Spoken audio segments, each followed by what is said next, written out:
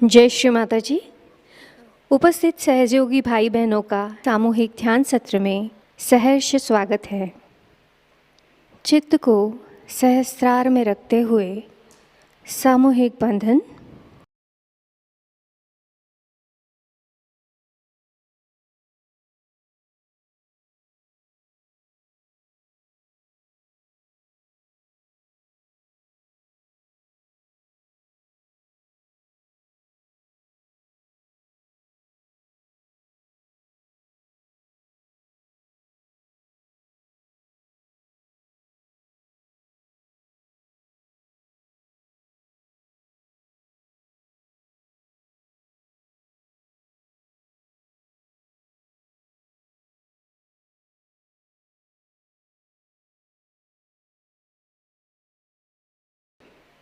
तीन महामंत्र एवं श्री गणेश मंत्र।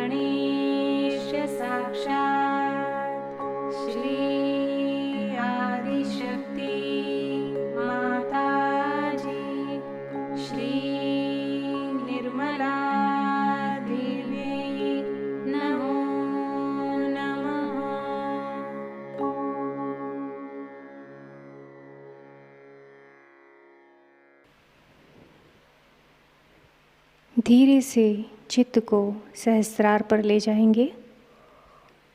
यहाँ पर श्री माता जी से प्रार्थना करते हैं, श्री माता जी कृपा करके हमें हमारा आत्म साक्षात्कार प्रदान कीजिए। हमारे आत्म साक्षात्कार को दृढ़ कर दीजिए। आज के इस ध्यान में हमें निर्विचारिता प्रदान कीजिए।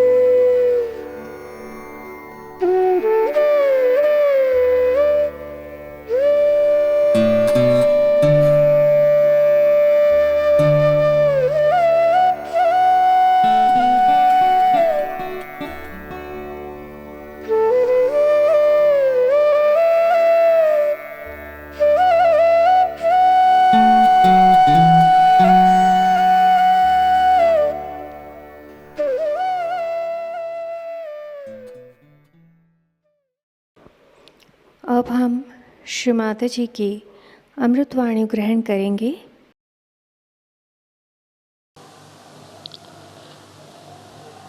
सो ये सारा धर्म जो है वो प्रेम का धर्म है, क्योंकि सारी शक्ति ही परमात्मा की प्रेम की है। अगर परमात्मा हम लोगों को प्यार न करते तो वो इस सृष्टि की रचना ही न करते। लेकिन हम अपने को प्यार नहीं करते हैं, हम अपने को झुठलाते हैं, अपने को कैद करते हैं, अपने ऊपर अपने ही विचारों को बांध करके कि ये मैं करूँगा, ये मेरा है, ये मेरा विचार है और यही सत्य है, इस तरह की धारणा ले करके हम जब अपने ही को किसी कोठरी में बंद कर लेते हैं, तब दूसरे भी दूसरे कोठरी में बंद हो करके चिल्लाते रहते हैं। प्रेम में मनुष्य स्वतंत्र हो जाता है, स्व का तंत्र जान जाता है। इसलिए धर्म ये प्रेम है। अब किसी किसी ज़माने में ऐसा समय आया कि जहाँ हिंसा को भी करना पड़ा। जैसे श्री कृष्ण ने युद्ध में अर्जुन से कहा कि ये तो सब पहले ही से मरे हुए हैं और तू इन सबको मार। उन्होंने कोई आजकल की अहिंसा नहीं सिखाई कि कीड़े मकोड़ों को बचा के रखो। क्या मैं कीड़े मकोड़ों को कुंडलिनी जागरण देने वाली हूँ जो कीड़े मकोड़े बचाते रहते हो? उन्होंने कहा इनको मार, तेरे जो गुरु हैं उनको भी तुम मार। उस वक्त देखिए धर्म को समझना चाहिए पूर्णतः। उस वक्त आपको कर्ण का किस्सा मालूम है कि कर्ण का पांव जब रथ में अटक गया और अर्जुन ने अपना गांडी उसके ऊपर उठाया, उसने कहा देखो मैं वीर हूँ और तुम भी वीर हो, और एक वीर पर निशस्त्र आप हमला नहीं कर सकते। तब कृष्ण ने अपनी उंगली आगे करके कहा कि जिस वक्त द्रौपदी की लाज लूटी जा रही थी तब तुम्हारी वीरता कहाँ गई थी? मार इसे। अहिंसा नहीं सिखाई थी, दुष्टों की हिंसा ही सिखाई।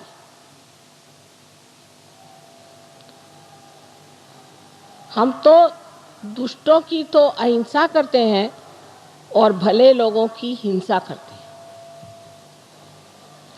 हमारे यहाँ बहुत से ऐसे लोग हैं कि वो कहेंगे कि साहब हम तो कीड़े मकोड़े बचा के रखते हैं, लेकिन अगर किसी के घर पे कुड़की लाना है तो उसकी बीवी बच्चों को बाहर निकाल के खड़ा कर देंगे।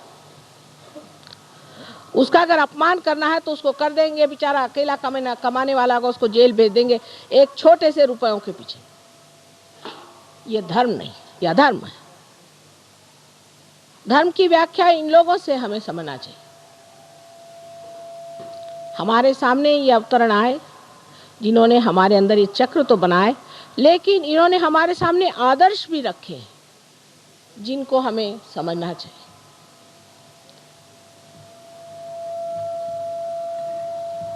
अब जो चक्र धर्म के बाद हमें जानना है वो है जगदम्बा का चक्र, जिसका अभी गायन हुआ था। जगदम्बा जो है वो इस हृदय चक्र में बीचों बीच बैठी हुई।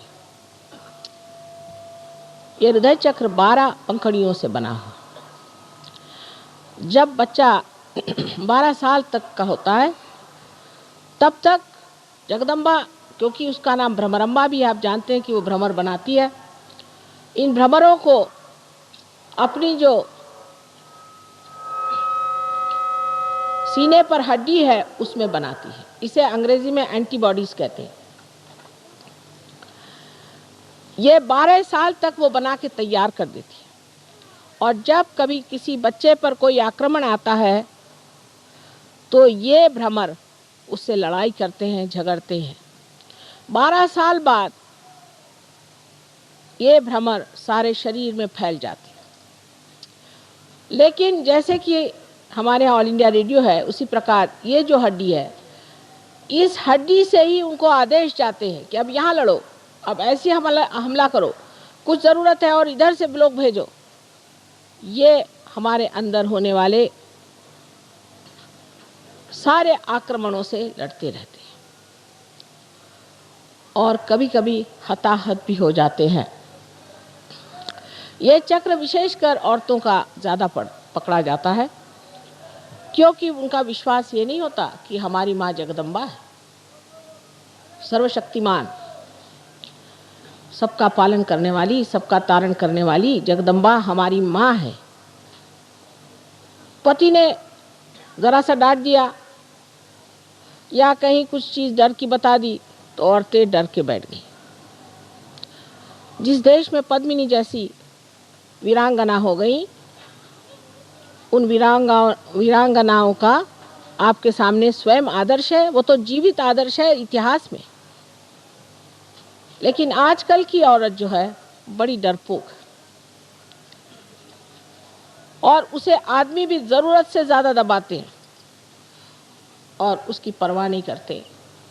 उस वक्त उसका ये चक्र पकड़ जाता है और उससे ब्रेस्ट कैंसर की बीमारियां ज़्यादातर होती हैं। ये चक्र आदमी में भी पकड़ जाता है। जब पकड़ जाता है तो वो डरपोक हो जाता है, बहुत डरता है और छोटी छोटी बात में उसे डर लगता है, झिझक लगती है, हाथ उसके थरथराते हैं, पैर उसके थरथराते हैं, किसी भी काम में पड़ता है तो डरते रहता है। जगदम्बा ये शक्ति है। ये देखिए उस जगह बैठी हुई हैं जहाँ पर कि भवसागर में से लोग भक्तगण ऊपर आना चाहते हैं तो देवी उनकी रक्षा भी करते हैं और उनको मदद करके ऊपर खींच लेती हैं। आप जानते हैं कि देवी ने अनेक बार इस संसार में जन्म लिया। आपके राजस्थली में भी उन्होंने सती रानी बनकर थोड़ी सी देर के लिए चमक दिखाई, और यहाँ के राजा लोग सभी शक्ति के पुजारी हैं। ये सब होते हुए भी एक तरह की भीरुता, डर मनुष्य में बैठा हुआ। सत्य को डर नहीं होना चाहिए। जो आदमी सत्य पे खड़ा होता है वो किसी से डरता नहीं। सारे संसार के सामने सम्मुख होकर के वो जो सत्य बात है उसे कहता है। 1970 में मैंने मुंबई में एक बहुत बड़े जहांगीर कावस जी हॉल में जितने भी राक्षसों ने जन्म लिया है उनका सबका नाम और उनका पहले का नाम सब बताया। किसी ने न मुझ पर केस करी और ना ही कोई मेरे ऊपर आफत लाए। एक साहब ने कहा माँ आपको गोली से उड़ा देंगे। मैंने लाओ तो सही, कौन गोली मारने वाला है, मैं देखती तो हूँ। थर थर थर थर कांप उठेंगे। ये माँ की शक्ति होते हुए भी हम लोग इस कदर कायर और डरपोक हो गए। इसकी वजह यह भी है कि वीरता को हमने जाना नहीं, शूरता को हमने समझा नहीं और सत्य का हमने मान नहीं रखा। असत्य पे चलने वाले लोग डरपोक होते हैं। माँ सत्यवान लोगों की ही पूजा करती है और उन्हीं को संवारती है और उन्हीं की रक्षा करती है। तो ये विश्वास रखना चाहिए कि हमारे ही अंदर श्री जगदम्बा का जब स्थान है, उसे हम जागृत कर लेंगे। अनेक बीमारियां इस चक्र के खराबी से होते हैं। उसके जो राइट साइड में आप देख रहे हैं चक्र है, इसे हम राइट हार्ट कहते हैं। ये चक्र यहाँ राजस्थान में बहुत पकड़ता है। ये श्री राम का चक्र है। श्री राम का चक्र है जो कि पुरुषोत्तम है। एक तो लोग जो सरकारी चीज़ों से बहुत डरते हैं, उनका ये चक्र बहुत पकड़ता है। क्योंकि पुरुषोत्तम श्री राम ये एक आदर्श राजा थे और उनको जो लोग मानते हैं, उनको किसी भी गवर्नमेंट से डरने की क्या ज़रूरत है। जब उनका साम्राज्य बैठा हुआ है तो गवर्नमेंट से डरने की कौन सी ज़रूरत है। वो मर्यादा पुरुषोत्तम थे।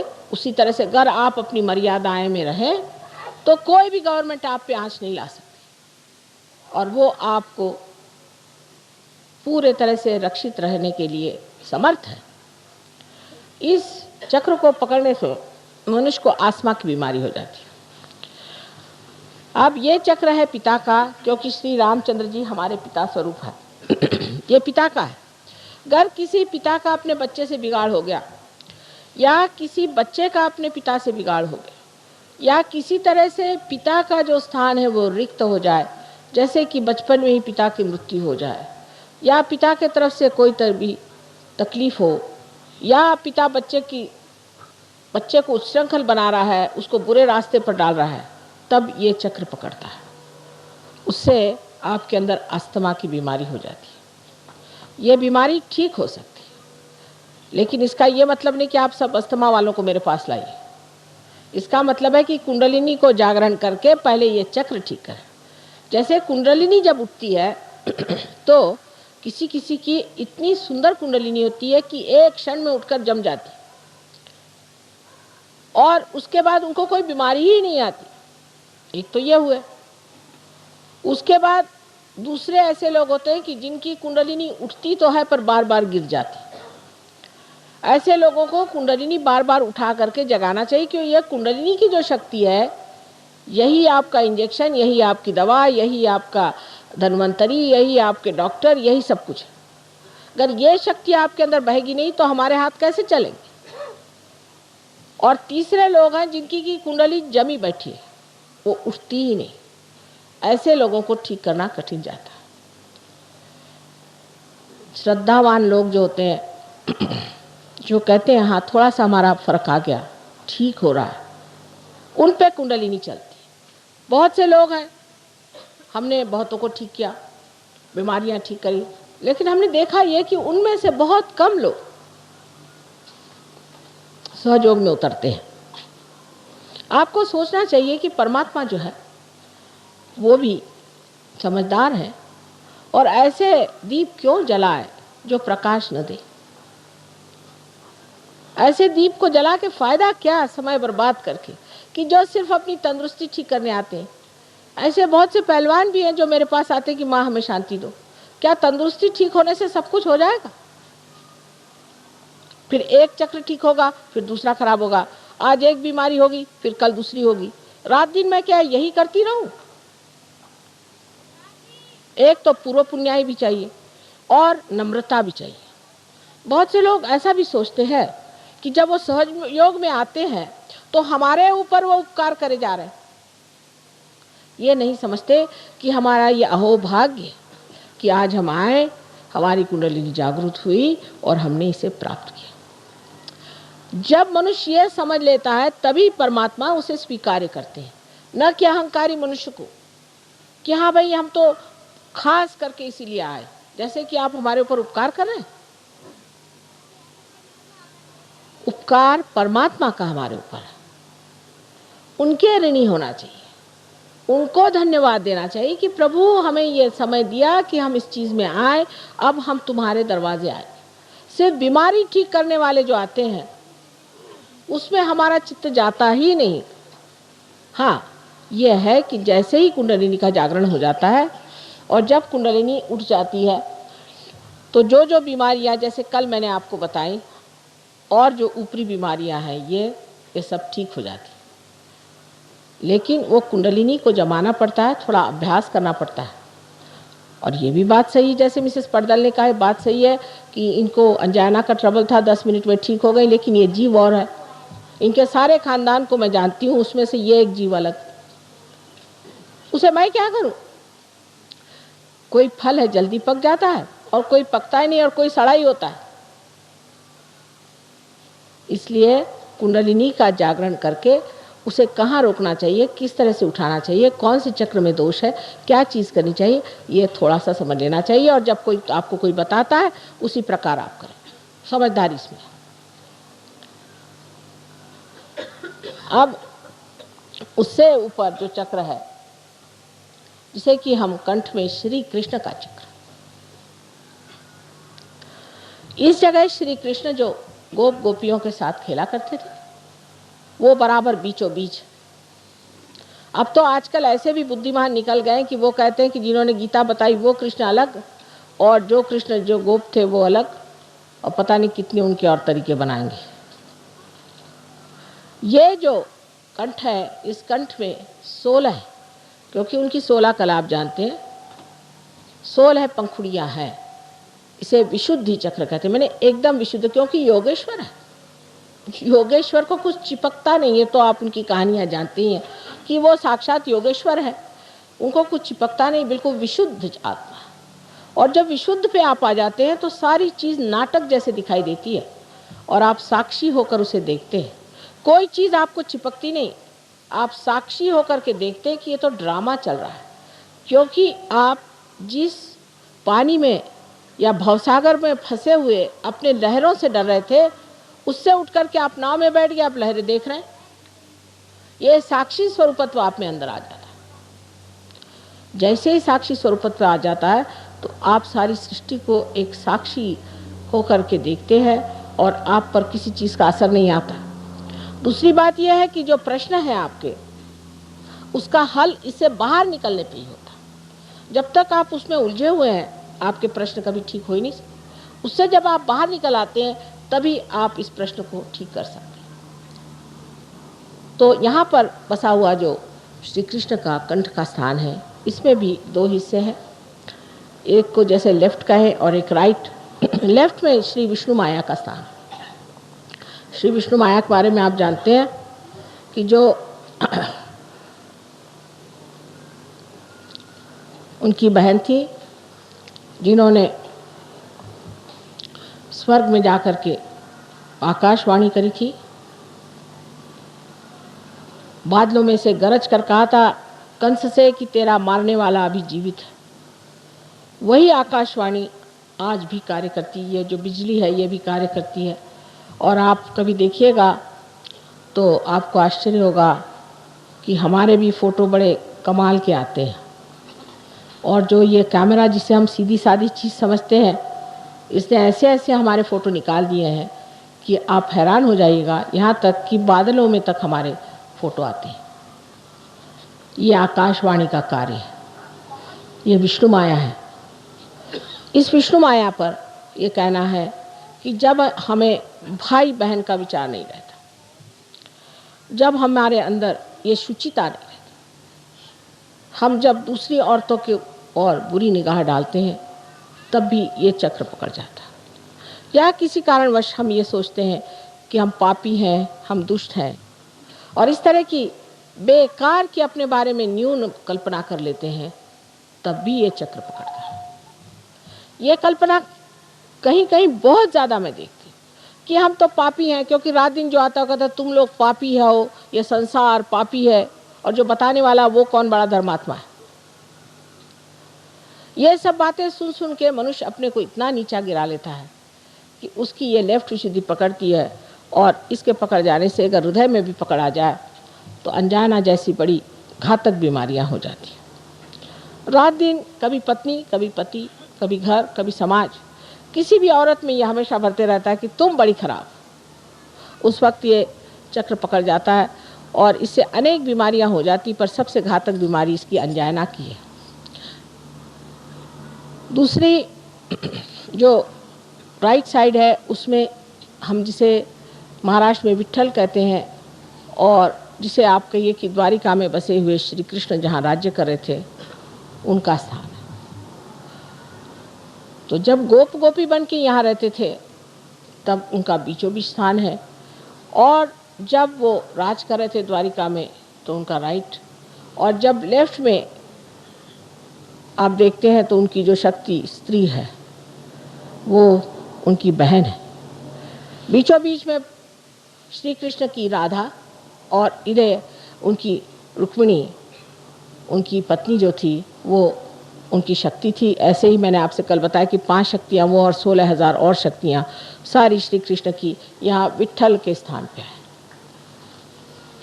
लेकिन इसमें भी इतने दोष आ गए कि विट्ठल की मूर्ति पंढरपुर में उनका साक्षात हुआ, जैसे आपके गोविंद महाराज की यहाँ मूर्ति आई है स्वयंभू। उसके बाद लोगों ने वहाँ पे अपना धंधा शुरू कर दिया, और लोग एक एक महीना मुंह में तंबाकू डाल के विट्ठल विट्ठल विट्ठल करते हुए पैदल जाते थे। अब तंबाकू जो है ये कृष्ण के विरोध में, उनको बिल्कुल तंबाकू नहीं पसंद। जो लोग तंबाकू खाते हैं उनका ये चक्र खराब हो जाता है, या जो तंबाकू पीते हैं उनका ये चक्र खराब हो जाता है, और इसीलिए उनको कैंसर की बीमारी होती है। इसका इलाज है आप अजवाइन की धुनी मुंह में लें, अजवाइन का पत्ता जला करके और उसकी बीड़ी फूकें, श्री कृष्ण उससे खुश रहते हैं। दूसरा इसका इलाज है कि आप मक्खन को दूध में या पानी में, गर्म पानी में डाल के उसे पिएं, उनको मक्खन बहुत पसंद है। नाक में आप घी डालें, घी और थोड़ा सा कपूर, क्योंकि कर्पूर गौरव आप जानते हैं आप कपूर के बड़े शौकीन हैं, सो कपूर थोड़ा सा डाल करके वो नाक में छोड़ें, कपूर माथे पे लगाएं। जो कुछ श्री कृष्ण को पसंद है वो सारा करने से वो प्रसन्न हो जाते हैं, और आपका विशुद्धि चक्र ठीक हो सकता है, आपका कैंसर ठीक हो सकता है, आपकी सारी तकलीफें ठीक हो सकती। जब आप सबका गला पकड़ जाता है तो मेरा भी गला पकड़ जाता है, क्योंकि इतनी मेहनत पड़ जाती है उसको ठीक करते करते, तो भी पहाड़ जैसे लोगों की कुंडलिनी कभी कभी उठती ही नहीं, बड़ा प्रयत्न करना पड़ता। खासकर विशुद्धि चक्र पे ये 3 ऐसे पेंच बैठे हुए हैं। उसमें से ये कि जो लेफ्ट विशुद्धि है, अगर मंत्र वगैरह किसी गलत गुरु से लिए हैं और बक रहे हैं उसको सुबह से शाम तक, तो वो मंत्र भी पकड़ जाते। इन सब चीज़ों के लिए उसका इलाज सहयोग में हरेक का मंत्र रूप भी है, आसन रूप भी है, और भी कुछ उसके साथ में थोड़ा बहुत जैसे पानी, जल या चीनी, इस तरह की चीज़ें दे करके किया जा सकता है। अब आज्ञा चक्र हमारा बीच में, ये महाविष्णु का स्थान, इसका वर्णन हमारे यहाँ बहुत सुंदर देवी महात्म्य में मार्कंडेय स्वामी ने करके रखा है, लेकिन कौन पढ़ता है आजकल देवी महात्म्य, किसको फुर्सत है। ये महाविष्णु का स्थान है, और यहाँ जो 2 स्थान हैं उसमें इस तरफ बुद्ध और इस तरफ महावीर जी। अब बुद्ध के लोगों ने भी बुद्ध का हाल खराब कर दिया। उन्होंने कहा था कि आप भगवान की बात ही मत करो, पहले ईश्वर की बात मत करो, कोई मूर्ति की भी बात मत करो, क्योंकि जब तक आत्म साक्षात्कार नहीं होता है तब तक लोग न जाने किस किस चीज़ को पूजेंगे। कोई भी पत्थर देखा उसको पूजने लग जाएंगे। ये क्या जानेंगे कि कौन सी स्वयंभू मूर्ति कौन सी नहीं। तो पहले आत्म साक्षात्कार, आत्म साक्षात्कार, आत्म साक्षात्कार, इसी को पहले जाना। इसलिए लोग उनको कहते हैं वो अनीश्वरवाद थी, ये बात नहीं थी। वो बहुत प्रैक्टिकल आदमी थे, शुरू में हम भी यही कहते थे कि बाबा पहले आत्म साक्षात्कार लो फिर बात करें, लेकिन जैसे कल आपने एक महाशय जी को देखा कि ध्यान करते हमें आत्म साक्षात्कार नहीं चाहिए, तो आप तशरीफ क्यों ले आए यहाँ? यहाँ तो सिर्फ आत्म साक्षात्कार का काम है और कोई। यही बुद्ध ने कहा था कि आप पहले आत्म साक्षात्कार को लीजिए।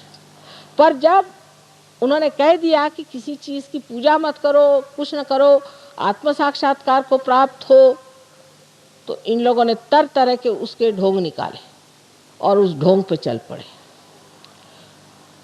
महावीर जी के लिए क्या कहने हैं, वो तो साक्षात भैरवनाथ जी हैं, बहुत बड़ी चीज। एक बार जंगल में ध्यान करते करते जब वो लौटे तो उनका आधा वस्त्र कुंज में फंस गया। आप बुरा मत मानिएगा, लेकिन जिस बात का मुझे बहुत ही बुरा लगता है, क्योंकि वो भी हमारे बेटे हैं, तो उनका जब वस्त्र आधा फट गया और वो आ रहे थे, कहते हैं कि कृष्ण ने ही उनकी परीक्षा ली कि भाई तू तो अवलिया है, तू तो अवधूत, तुझे क्या जरूरत, मेरे पास तो एक भी कपड़ा नहीं, मैं नंगा खड़ा हूँ, मेरे लिए तेरा कपड़ा दे दे। तो उन्हें एक क्षण भर के लिए उसको कपड़ा दे दिया। वो तो राजप्रसाद में रहने वाले राजकुमार थे, एक क्षण भर के लिए वो छिपा कर चले गए और अपना कपड़ा पहन लिया।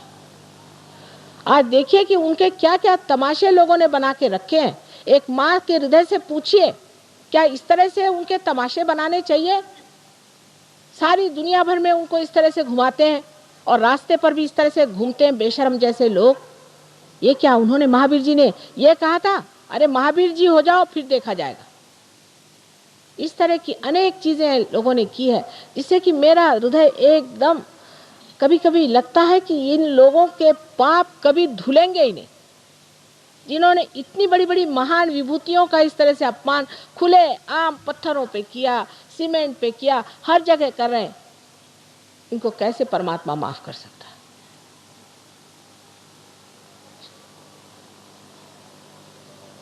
नेमिनाथ जी ने जिस वक़्त में श्री कृष्ण के साथ, उनके वो भाई, चचेरे भाई थे नेमिनाथ जी, जो कि तीर्थंकर थे, उनको उपरति हो गई।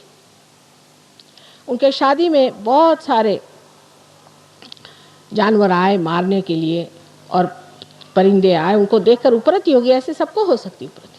तो उन्होंने ये बात कह दी कि भाई मैं ये हिंसा नहीं करूँगा। लेकिन अब जो कीड़े मकोड़ों को भी बचाते बैठते हैं, ये कोई उन्होंने कहा था क्या?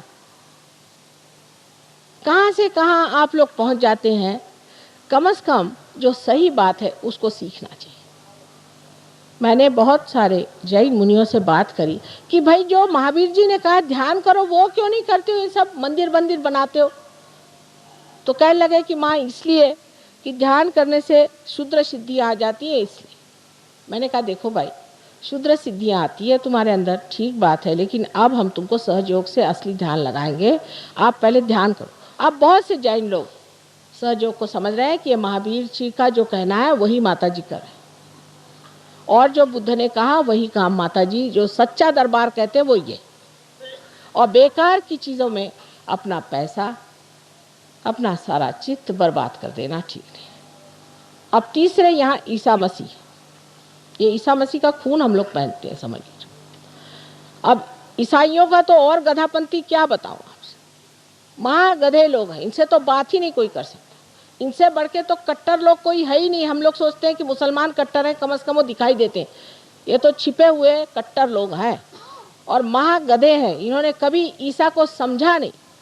ईसा ने, क्योंकि उनका स्थान बराबर आंखों के बीच में जो ऑप्टिक चाइज्मा उसमें है, तो उन्होंने एक वाक्य कहा था, दाउ शैल्ट नॉट हैव एडल्ट्रस आइज, कि तुम्हारी आंख इतनी अबोध होनी चाहिए कि उसके अंदर कोई सी भी लालसा नहीं होनी चाहिए। बताइए, ऐसा आपको आज तक कोई ईसाई मिला है जिसके आंख में लालसा ना हो? जिस बात को उन्होंने खास ठोस तरीके से कहा वही चीज उनमें नहीं है। वो तो सभी में एक ही हाल है। जबकि हमसे भी बताया गया कि हम सब में आत्मा स्थित है, तो हम लोगों ने जाति बना ली जन्म के अनुसार। जन्म के अनुसार जाति हो ही नहीं सकती, और व्यास जी लिख ही नहीं सकते। व्यास जी किसके लड़के थे, जिसको मालूम है सो जानते हैं। क्या मत्स्यगंधा के लड़के थे ना, एक मछियारिन के लड़के थे, शादी भी नहीं हुई। वो व्यास जी क्या ऐसी बात लिखेंगे?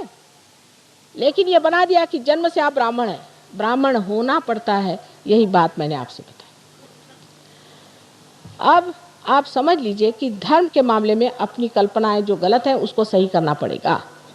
अगर वो नहीं सही करी, वो अगर हमारी कल्पनाएं हमने नहीं करी और वो हम सीधे नहीं हुए, तो हम धर्म को प्राप्त नहीं हो सकते हैं। जैसे कृष्ण ने कहा कि मारो इसको, ऐसी चीज है। जो सच है उसको पाना है, उसको मानना है। इससे हमारे अंदर के जो दूषित धर्म है सब निकल जाएंगे और जो सच्चा धर्म वो खड़ा होकर के सारे विश्व में एक धर्म हो जाए, क्योंकि सब ने एक ही बात कही है। अब रही बात कि उसके 3 चक्रों के बारे में मैंने बताया आपसे, 3 जो यहाँ पर हैं कि बुद्ध, महावीर और ईसा मसीह, ये 3 आए और इनका जीवन तपस्या से रहा। अब वेद में भी 7 हमारी स्थिति बताई। भू माने पृथ्वी, पृथ्वी से बना हुआ श्री गणेश। भूर्व अंतरिक्ष बना हुआ ब्रह्मदेव, ब्रह्मदेव ने अंतरिक्ष बनाया। उसका वो सिर्फ जो तत्व है वो कहते हैं भूर्भुव स्वाहा। स्वाहा नाभि चक्र पे होता है, जहाँ हम सब चीज़ को खा जाते हैं, जहाँ अग्नि खा जाती है। ये लक्ष्मी नारायण जी का स्थान हो। भूर्भुव स्वाहा मना, ये माँ का स्थान जगदम्बा का। जना, जना इसलिए कि श्री कृष्ण ने जन जागरण का विचार किया, जन में उतरे। और इतना ही नहीं, विराट, श्री कृष्ण स्वयं साक्षात विराट है। सारे जन के अंग प्रत्यंग उनके अंदर है, इसलिए वो जन। और तप, इन तीनों ने तप किए हैं। और अब सहस्त्रार पे सत्य है जो आदि शक्ति आपको देती है। इस प्रकार जो उसमें तत्व लिखा गया है वही विशद रूप से भक्ति मार्ग में लोगों ने देवी देवताओं की तरफ से वर्णन किया। ये सब की सब सच्चा है, सिर्फ कहीं एक अंग है, कहीं दूसरा अंग है।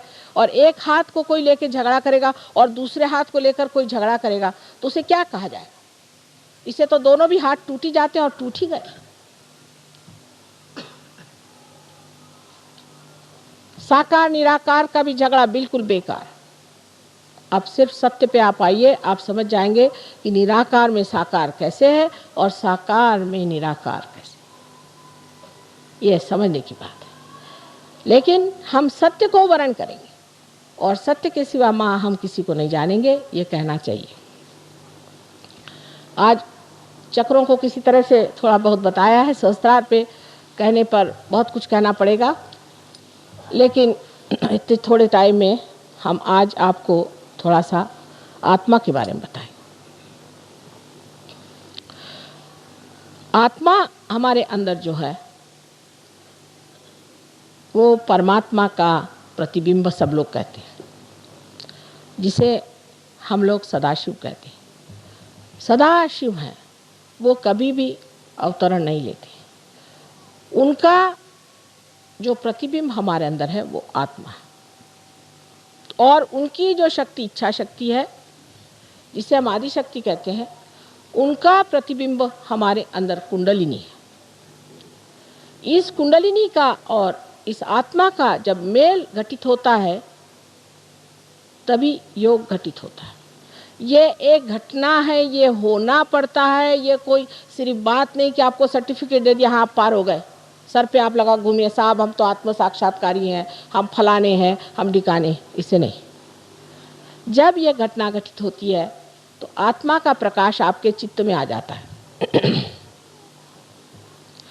चित्त में आत्मा में आने से, जैसे अभी डॉक्टर साहब ने मेरे आते आते कहा कि आप माँ के सामने आते ही माँ आपके बारे में जान जाती, क्योंकि मेरा चित्त जो है वो अगर आलोकित है तो मैं सब आपके बारे में जान ही जाऊं। अगर मेरा चित्त अगर चारों तरफ है और उसमें अगर आलोक है तो उसमें मैं जान ही जाऊंगी कि आप क्या। जब आपका चित्त आलोकित होगा तो आप भी जान जाइएगा कि सत्य क्या है। जैसे एक आदमी बहुत बढ़िया प्रवचन देते हैं, बहुत अच्छा भाषण देते हैं और काफ़ी नाटक भी कर सकते हैं, और लोग सब उनके ऊपर बिल्कुल क्या गुरु महाराज। पता हुआ कि जेल से अभी छूट के आए 10 महीने पहले। ऐसे रोज ही क्या आपको, आप जरा अंदर आ जाइए, क्योंकि वो क्या हो रहा है, डिस्टर्ब हो जाता है। अंदर आ जाइए, बच्चों को भी कहें इधर से आ जाओ, झांकने की कोई ज़रूरत नहीं। तो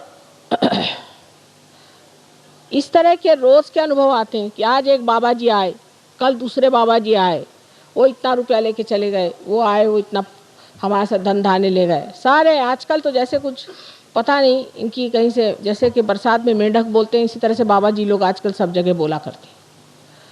आज भी हमने देखे कि इनके एक बाबा जी, उनके एक बाबा जी, जिस गांव में जाती हूँ नए नए बाबा जी सुनाई देते।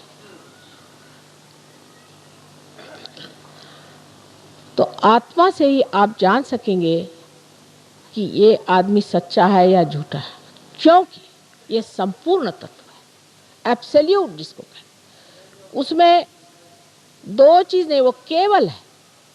उसमें दो चीज़ नहीं है कि जैसे कोई आदमी है, उसको हमने देखा, ऊपर से हम कहे न कहें, लेकिन हम जान गए कि क्या है, जो जान गए सो ही सही है। आप कहेंगे कि साहब ये कैसे? क्योंकि जो जानने वाला है वो आत्मा है, और वो केवल ज्ञान जानता है, केवल ज्ञान। वो अज्ञान नहीं जानता, और केवल ज्ञान में वो बराबर बता देगा कि ये चीज़ ऐसी है, माने वो सत्य स्वरूप है, एकदम आपके सामने साक्षात हो जाएगा। शुरुआत में तो आपको ज़रूर है कि अपनी उंगलियां हाथ पे देखना पड़ेगा कि चक्र कहाँ पकड़ रहे हैं, कौन सा इनका चक्र पकड़ रहा है, इनको कौन सी तकलीफ है, ये वो देखना पड़ेगा। बाद में ये करते करते अभ्यास से आप इतने माहिर हो जाएंगे कि देखते से आप बता देंगे। अब बहुत से लोग आते हैं, भाई तुम्हारा कोई गुरु नहीं? मेरा कोई गुरु नहीं। अरे भाई दिखाई दे रहा तुम्हारे पेट में कुम्हला रहा है, लेकिन बोले नहीं मेरा कोई गुरु नहीं। अरे है, बता दो नाम तो जल्दी ठीक हो जाएगा। वो बताएंगे नहीं गुरु का नाम, माने मेरा भी समय बर्बाद करो, अपना भी बर्बाद करो। इतना बड़ा हमें काम करने का सारे विश्व का है, छोटी छोटी चीज में लोग अटक जाते हैं, क्यों नहीं उससे छुटकारा पाते? इस तरह से जब आप अपने सत्य को जानते हैं तो आश्चर्य होता है आपके अंदर। आप देखते हैं कि मेरे अंदर भी ये कैसा दोष आ गया, ये कहाँ से आ गया। जैसे आज एक लड़की से हम बात कर रहे थे कि भाई तुम्हारे लिवर की शिकायत है और तुम इतनी छोटी लड़की हो। बहुत जो आदमी सोचता है उसको लिवर की शिकायत हो जाती। क्या तुम तला हुआ खाना बहुत खाती? नहीं, मुझे अच्छा ही नहीं लगता। तो मैं पैदा हुई तभी से मुझे। क्या तुम्हारी माँ शराब पीती थी? नहीं, शराब नहीं। बाप मेरे शराब पीते थे। तो मैंने देखा यह है कि शराबी बाप का बच्चा जो होता है उसका लिवर बचपन से ही खराब होता है। तो आप पहले ही वरदान बच्चे को दे देते, उसका लिवर पहले ही बचपन से ही खराब होता है, और पैदा होता है तभी से उसको जॉन्डिस हो जाएगा अगर बाप शराबी है तो। अगर बाप का लिवर खराब है तो, माँ का लिवर खराब है तो बच्चे का भी लिवर खराब हो जाए।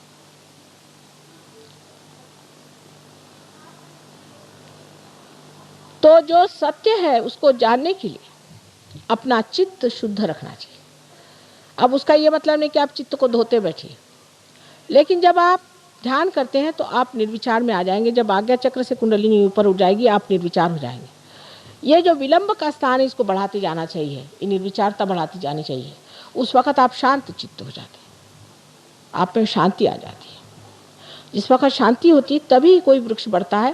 जिस वक्त आप निर्विचार होकर ध्यान में आ जाते हैं तो वृक्ष ठीक से बढ़ता है और प्रगति होती है। हर तरह का सत्य आप जान जाइएगा। हमारी तो बात छोड़िए, हम तो जानते ही हैं, लेकिन सहयोगी भी जो है वो कहते हैं माँ पता नहीं कैसे हमको लगा कि इस दुकान में जाए यहीं मिल जाएगी, तो वहाँ चीज़ मिल गई। हमको लगा कि इस रास्ते पे चले जाए, वहाँ एक सहयोगी बैठा हुआ था, उसने कहा भाई मैं तुम्हारा इंतज़ार कर रहा था, देखो यहाँ पे एक आदमी हमारा है रिश्तेदार बीमार पड़ा, चलो। कहीं कुछ ऐसी छोटी छोटी होती है, इतनी बड़ी बड़ी बातें हो जाती हैं कि बड़ा आश्चर्य होता है। और सत्य को आप तत्व पे जानते हैं कि तत्व कहाँ खराब है। जैसे कि पेड़ है, पेड़ को अगर आपको कोई उसका पत्ता खराब हो गया है तो आप पत्ते को नहीं ठीक कर सकते, आपको उसके जड़ में उतरना चाहिए, उसके तत्व में उतरना चाहिए और तब पेड़ ठीक हो जाता है। इसी प्रकार तो पहले तो आपको ये ज्ञात हो जाता है, विद हो जाता है, आपके उंगलियों पर विद हो जाता है, आप वेद को जान लेते हैं कि ये सत्य क्या है। दुनिया भर का ज्ञान आपके अंदर आ जाता है। अभी हम महाराष्ट्र में गए थे, बैलगाड़ी में जाना पड़ता है कि तो बैलगाड़ी वाला आदमी उससे बातचीत शुरू करी तो हमने कहा तो कबीर बैठा गाड़ी चला रहा होगा। अरे हमने कहा सबने तुमने जाना कैसे? कहे माँ ये तो सब अंदर ही था ना, तो आपने लाइट दे दिया हमारे अंदर तो हमने सब जान लिया। बात तो सही कह रहा हूँ ना? और मैंने कहा बिल्कुल सही कह रहे हो, कमाल है तुम्हारी। तुकाराम कौन सी यूनिवर्सिटी में गए थे? ज्ञानेश्वर जी कौन सी यूनिवर्सिटी में गए थे? वो अवतरण तो थे नहीं, लेकिन क्या ज्ञानी लोग थे। ये ज्ञान कहाँ से आया? ये हमारे ही अंदर सारा असल ज्ञान, जो केवल ज्ञान अपने अंदर है, उस ज्ञान को तब आप प्राप्त करते हैं। ये आपकी आत्मा की ज्योत है जो जलने से आप प्रकाश में सांप को सांप देख सकते हैं और रस्सी को रस्सी देख सकते हैं। अनेक है इसकी चीज़, अब इसका अभी बताने का इतना समय नहीं। तो ये सत है और चित्त भी है। आत्मा चित्त क्या है कि सामूहिक चित्त है। जैसे कि विराट के शरीर में आप अंग प्रत्यंग हैं, उस अंग प्रत्यंग को ये मालूम नहीं कि वो विराट के शरीर में। जब उसका आत्मा जागृत हो जाता है तो वो जानता है कि मैं विराट के शरीर में घूम रहा। उसकी सामूहिक चेतना जागृत हो जाती है, उसका चित्त सामूहिक होता है। जिसके अंदर आत्मा की ज्योत आ जाती है उसका चित्त सामूहिक होता है। माने आपका क्या प्रश्न है वो तो बताता ही, क्योंकि आपको आत्मदर्शन होते हैं, लेकिन दूसरों के प्रश्न भी बताता है। और अगर आप ये भी जान लें कि ये कैसे ठीक करना है तो वो भी वो ठीक कर देता। इसलिए सारा समग्र ज्ञान एक ही चीज़ का नहीं। अब समझ लीजिए डॉक्टर के पास जाइए तो डॉक्टर कहेगा भाई देखो तुम अभी इसका, मैं तो डॉक्टर पेट का हूँ, तुम इसको दांत वाले के पास ले जाओ। उधर वो सारे दांत निकाल लेगा, कहेगा भाई तुम्हारा दांत ठीक है। उसका दूसरा जाएगा कान फाड़ लेगा ये कान ठीक है। तीसरा आँख निकालेगा, कहेगा आँख ठीक है। अंत में आप बीमार होकर के लौट आइए। डॉक्टर लोग माफ़ करें लेकिन सहयोग में समग्र ज्ञान होता है। माने ये कि एक आदमी आया, माँ मेरे पेट में दर्द हो रहा। अब ये कोई कहेगा अरे पेट में दर्द हो रहा है, इसको कोई पेट की दवा। पेट की दवा नहीं, इसके अंदर कोई और चीज़ आ गई है, उसको निकालना है। इस पर किसी और का असर आ गया है, वो निकालना है। कोई काली विद्या हो गई, वो निकालना है। सारा समग्र ज्ञान सहयोग में आता है। ये नहीं कि इसके लिए साइकोलॉजिस्ट के पास जाओ, उसके लिए उसके पास जाओ। ये तो बच्चे हैं, अभी तो इन्होंने कुछ जाना ही नहीं। जो केवल ज्ञान है वो आपके अंदर है और छोटे छोटे बच्चों को तक मालूम रहता है। छोटे छोटे बच्चे भी इस केवल ज्ञान को जानते हैं। हमारी एक नातिन है, बहुत छोटी सी थी, उनके पिता माता गए थे लद्दाख में, तो वहाँ एक लामा जी भी ढामा जी होते हैं सारे, तो लामा जी बैठे हुए थे। सारे ऐसे ही हैं, एक से एक बढ़ के, किस किस का नाम ले। तो लड़की छोटी सी थी, उसने देखा उनकी ओर, तो सब पैर छू रहे थे। इन्होंने सोचा हम नहीं छुएंगे तो अच्छा नहीं दिखा, इन जाके पैर छुए तो उनको गुस्सा चढ़ गया। वो लड़की जाके उनके सामने खड़ी हुई, 5 साल की थी, ऐसे खड़े होकर कहती कि ये सर मुड़ाने से और ये चोगा पहन लेने से आप पार नहीं हो जाते हैं, आप क्यों सबसे अपना पैर छुआ रहे? ये कहने हमारे तो काटो तो खून नहीं, एकदम उनके सामने कह दी, उतरिए ऊपर से नीचे। 5 साल की लड़की ने कह डाला। एक पखंडानंद जी कोई थे, और महर्षि कौन उनका था, क्या नाम, जो दक्षिण के हैं बहुत बड़े, वो बहुत बड़े पहुँचे गुरु थे। उनका 100वां साल था तो हमें उन्होंने विशेष रूप से अतिथि बुलाया था, वहाँ पहुँचे। पखंडानंद जी बैठे थे। पखंडानंद जी बड़ा सा एक चोगा पहन के बैठे थे। दूसरी हमारी नातिन थी, वो सामने बैठी थी, वहाँ से कहती नानी ये जिसने मैक्सी पहना इसको भगाओ तो इससे बड़ी गर्मी आ रही है, हम लोग सब जल रहे हैं। वहाँ बहुत से सहयोगी थे, वो भी हंसने लगे। इतने प्रकांड पंडित छोटे छोटे बच्चे तक निकल आते हैं। उसका कारण यह है कि उनका चित्त आत्मा के प्रकाश से आलोकित है। पर सबसे बड़ी देन परमात्मा की यह है, आपकी शरीर व्यवस्था ठीक हो जाती है, मानसिक व्यवस्था ठीक हो जाती है, सारा क्षेम जिसमें कि आपकी आर्थिक अवस्था भी ठीक हो जाती है। सब चीज़ अवस्थाएं ठीक होने के बाद जो सबसे परम चीज़ है वो है आनंद। केवल आनंद का आप निरानंद आप भोगते हैं। आनंद में सुख और दुख नहीं होता, आनंद एक केवल होता है। उसका अनुभव आपको आत्मज्ञान के बगैर आ नहीं सकता। लेकिन जो सादे भोले भाले लोग होते हैं वो फट से इसको पकड़ लेते हैं, और जो बुद्धिमान होते हैं पहले ये उंगली क्या वो उंगली क्या, माँ इधर से कैसे चलाना वैसे। और जो सीधे साधे लोग होते हैं, माँ हम तो आनंद के सागर में तैर रहे हैं, और सारा ज्ञान अपने आप ही जान जाते। इस प्रकार आत्मा का जो सच्चिदानंद स्वरूप है वो प्रकट होता है हमारे चरित्र में। सारे आमूलाग्र हमारे अंदर जो परिवर्तन आता है उसको देखकर लोग आश्चर्यचकित होते हैं कि ये आदमी, अरे बाप रे, ये कहाँ से कहाँ पहुँच गया, ये पत्थर से हीरा कैसे बन गया। आज समय आ गया है, ये खासकर बाहर के दिन आए जबकि अनेक अनेक फूल फलीभूत होने वाले हैं। इसलिए कार्य हो रहा है, समय की बात है, आज समय की ये बात है। और इस समय पे आप लोग भी फलीभूत हो जाए और अपना जो कुछ सुकृत है, अपना जो कुछ पुण्य है उसको आज पालें। जो कुछ आपकी धारणाएं हैं, जो कुछ भी आपने सोच रखा है वो परमात्मा नहीं, जो है सो है, उसको आप बदल नहीं सकते। आपको बदलना होगा और समझना पड़ेगा परमात्मा को। अपनी धारणाओं को छोड़ दीजिए और देखिए प्रत्यक्ष में, जैसे एक साइंटिस्ट देखता है खुली आंख से कि क्या चीज़ है, इसे देखा जाए, इस प्रकार आप भी इसे खुली आंख से देखें। परमात्मा आप सबको आशीर्वादित करे। थोड़ी देर हम निःशब्द ध्यान की इसी अवस्था में बैठेंगे।